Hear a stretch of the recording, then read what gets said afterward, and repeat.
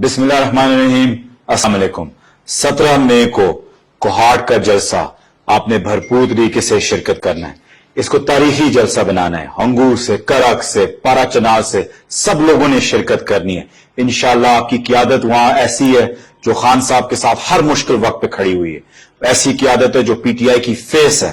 ایسی قیادت ہے آپ کے پاس وہاں جو ہر وقت خان صاحب کے کال پہ لبیک کہتی ہے.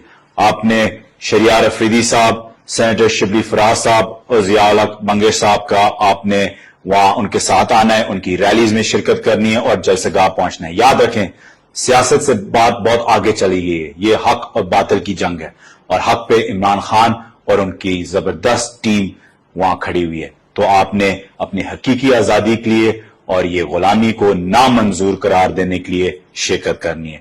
میں بھی انشاءاللہ آپ کو وہیں ملوں گا 17 مئی کوہاٹ جلسہ.